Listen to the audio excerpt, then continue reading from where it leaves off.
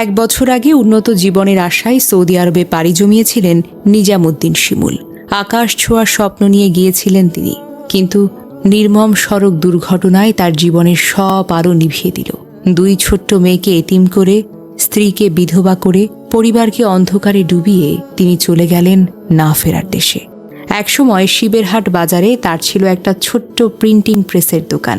সেখানে তিনি শুধু ব্যবসা করতেন না, মানুষের সঙ্গে গড়ে তুলেছিলেন ভালোবাসার সম্পর্ক, সবার সঙ্গে হাসি মুখে কথা বলা, বিপদে পাশে দাঁড়ানো। এই গুণগুলোই তাকে আলাদা করে তুলেছিল।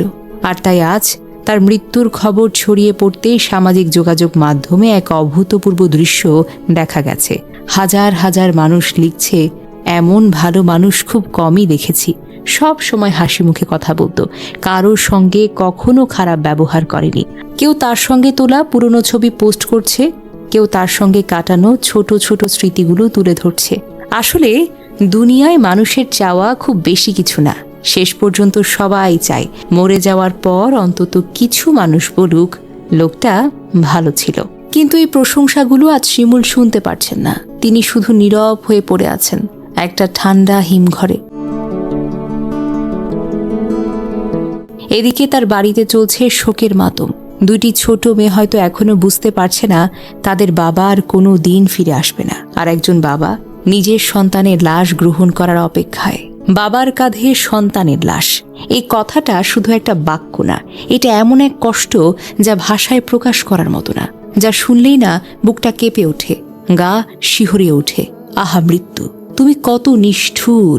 এই ঘটনাটা শুধু একটা দুর্ঘটনা না, এটা আমাদের চোখে আঙুল দিয়ে দেখিয়ে দিল মানুষের জীবন কতটা অনিশ্চিত আর আমরা কতটা ক্ষণস্থায়ী। তাই আজ আমরা যারা বেঁচে আছি, চলুন না আমরা অন্তত এমনভাবে বাঁচি যেন আমাদের চলে যাওয়ার পর মানুষ কাঁদে আর বলে মানুষটা সত্যিই ভালো ছিল। জানা যায় নিজামুদ্দিন শিমুল ছিলেন চট্টগ্রামের মাইটভাঙা এলাকার বাসিন্দা 8 নং ওয়ার্ড। মেরিকান শফিকের বাড়ির জামাল উদ্দিনের বড় ছেলে, স্থানীয় শিবেরহাট বাজারে।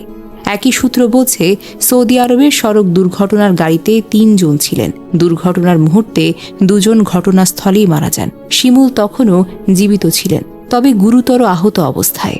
দ্রুত তাকে মদিনার একটি হাসপাতালে নিয়ে যাওয়া হয়। ডাক্তাররা অনেক চেষ্টা করেছেন, অস্ত্রোপচারও করেছেন, কিন্তু আঘাত এতটাই মারাত্মক ছিল যে শেষ পর্যন্ত বাঁচানো আর সম্ভব হয়নি।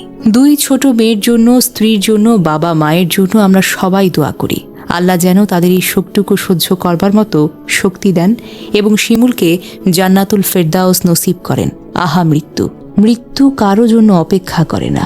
তবু যারা যান তারা যেন ভালোবাসার স্মৃতি হয়ে চিরকাল বেঁচে থাকেন আমাদের মাঝে।